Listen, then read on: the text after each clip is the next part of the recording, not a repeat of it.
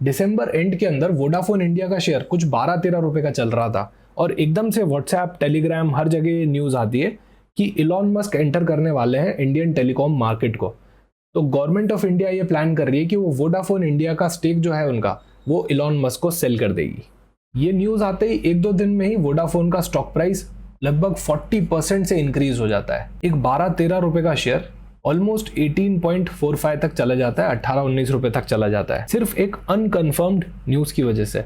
So hello everyone, welcome to iExamBee। I am Pratik Taldar, chartered accountant and your accounts faculty at iExamBee। तो जैसे ही ये Vodafone और Elon Musk वाली news market के अंदर आई थी, 1-2 दिन में ही वोडाफोन इंडिया ने NSE को कंफर्म कर दिया था कि ऐसा कोई भी टाई अप नहीं होने वाला है और इमीडिएटली शेयर प्राइस क्रैश हुई थी।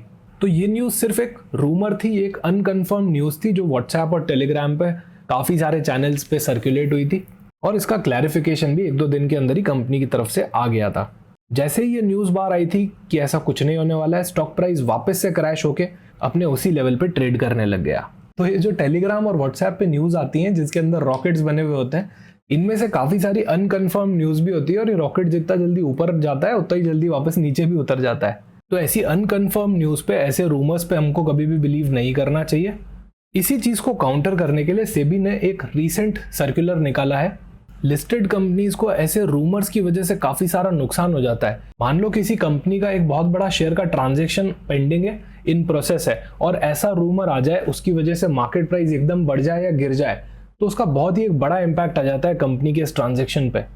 इसी चीज़ को सही करने के लिए सेबी एक नया सर्कुलर लेके आया है। बेसिकली इसमें एक फ्रेमवर्क दिया गया है जो कंसिडर करेगा अनअफेक्टेड प्राइस को उस ट्रांजैक्शन के लिए। तो जो भी आपका ऑनगोइंग ट्रांजैक्शन है वो एक अनअफेक्टेड शेयर प्राइस पे होगा।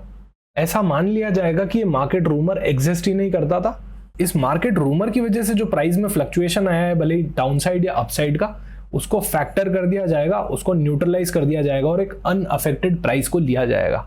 पर ऐसा तभी होगा जब एक लिस्टेड एंटिटी, जैसे ही उसके बारे में कोई भी मार्केट में रूमर आता है और उसकी प्राइस में मटेरियल इंपैक्ट आने लग जाता है उस रूमर की वजह से, वो इमिडिएटली आगे इंफॉर्मेशन प्रोवाइड करवा दे कि ये रूमर है या फिर एक सही न्यूज़ है।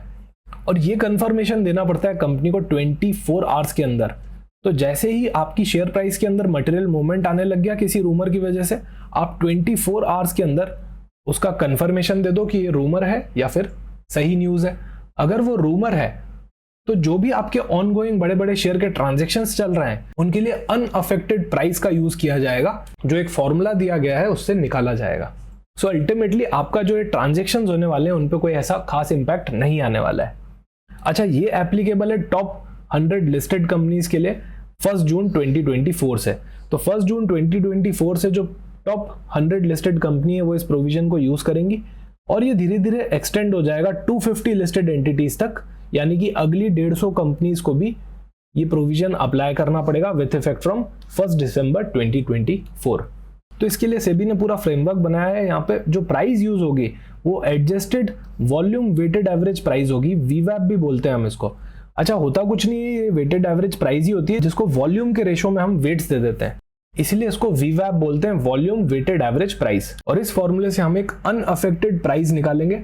अनअफेक्टेड प्राइस निकालने के बाद वो जो ट्रांजैक्शन है वो आपका अनअफेक्टेड प्राइस पे होगा, उसकी वजह से जो रूमर का इफेक्ट आया था वो न्यूट्रलाइज हो जाएगा। अच्छा, सर्कुलर के अंदर एक एग्जांपल भी दिया गया है। यहाँ पे आप देख सकते हैं शेयर का प्राइस स्टेबल था, फिर एकदम से कोई रूमर आया 27 जुलाई को और मार्केट प्राइस 1060 से 1164 हो गई।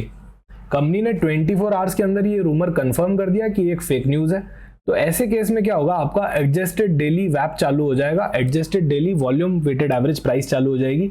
जो भी आपकी लास्ट डेली वैप चल रहा था उसी को आप देख सकते हैं यहाँ पे कंसीडर कर लिया गया है और उसके बेसिस पे एक नई प्राइस निकाली गई है जिसको हम बोलते हैं adjusted daily weighted average price. तो हम देख सकते हैं इन प्राइसेस के अंदर इस रूमर का इम्पैक्ट न्यूट्रलाइज हो चुका है।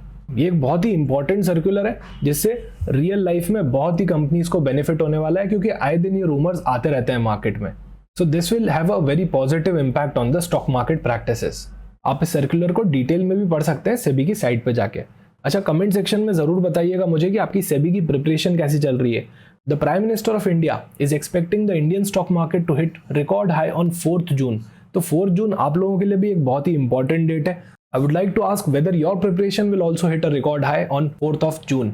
So सिर्फ 11 days बचे हैं. So आपने अभी भी अगर सेबी जनरल की प्रिपरेशन नहीं चालू की हो तो डेफिनेटली आप कर सकते हैं और अपनी प्रिपरेशन को फास्ट कर सकते हैं with courses of iExamB. Thank you so much for watching this video. Join iExamB and prepare 50% faster.